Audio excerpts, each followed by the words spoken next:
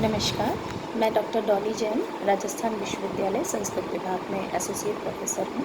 मेरे शोध पत्र का विषय है संस्कृत साहित्य एवं किन्नर एक अध्ययन। आज का समय विमर्शों का समय है, बहुकेंद्रीयता का समय है।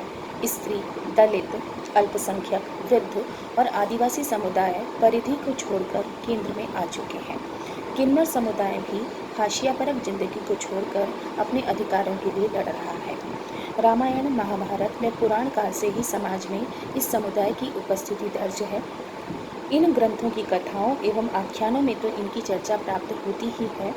कादंबरी व रघुवंश जैसे साहित्यिक ग्रंथों में भी इनके स्वरूप, निवास क्षेत्र व क्रियाकलापों के वर्णन मिलते हैं। सर्वप्रथम हमें वैदिक साहित्य में किन्नर जाति का उल्लेख मिलता है। शतपथ ब्राह्मण में अश्वमुखी मानव शरीर वाले किन्नर का उल्लेख प्राप्त होता है। वाल्मीकि रामायण में किन्नरों की उत्पत्ति की कथा अत्यधिक विस्तार से दी गई है, जिसके आधार पर प्रजापति कर्दम के पुत्र इल से किन्नरों की उत्पत्ति की कथा मानी गई है। इल 1 मास तक स्त्री के रूप में रहते थे और 1 मास तक पुरुष के रूप में रहते थे और उन्हीं के आधार पर अंततः किन्नरों की उत्पत्ति की कथा मानी जाती है।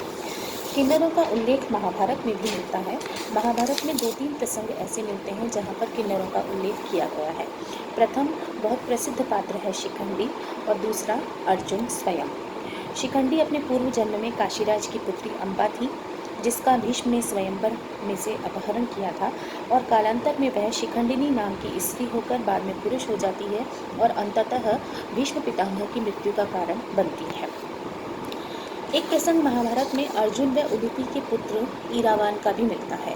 अनेक ग्रंथों में उन्हें किन्नरों के रूप में चित्रित किया गया है, लेकिन महाभारत का सम्यक अध्ययन करने से यह ज्ञात होता है कि ईरावान किन्नर नहीं था, अपितु वह एक पुरुष था। महाभारत में बृहन्नला नाम से अर्जुन का भी किन्नर का रूप धारण करने का उल्लेख मिलता है। इसके अलावा पुराणों में भी हमें किन्नरों का उल्लेख मिलता है।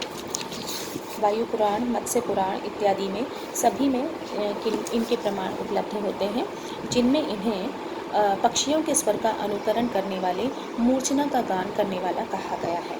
साहित्य में भी किन्नर का उल्लेख मिलता है और वहाँ भी इन्हें ऊंचे और सुंदर स्वर में गान करने वाली जाति के रूप में चित्रित किया गया है। बौद्ध साहित्य में भी किन्नरों का उल्लेख प्राप्त होता है। इस प्रकार वैदिक साहित्य से लेकर बौद्ध साहित्य तक किन्नरों के अनेक उल्लेख प्राप्त होते हैं। प्रस्तुत शोध पत्र का निष्कर्ष निम्न बिंदुओं में देखा जा सकता है।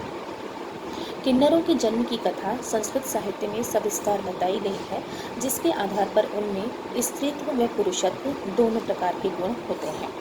अर्जुन द्वारा किमपुरुष देश में जाने का विवरण यह सिद्ध करता है कि किन्नरों के अपने अलग राज्य होते थे और इस आधार पर वे आर्थिक रूप से समृद्ध कहे जा सकते हैं। बृहन्नला रूपधारी अर्जुन व अन्य ग्रंथों के आधार पर इनका प्रमुख कार्य संगीत, गीत व नृत्य की शिक्षा देना और मनोरंजन करना सिद्ध होता है। लगभग सभी ग्रंथों में वे सुरीले कंठ वाले कहे गए हैं। अनेकत्र इनके स्वरूप का भी चित्रण किया गया है, जिसके आधार पर ये सुंदर शारीरिक सौष्ठव से संपन्न हुआ करते थे। धन्यवाद।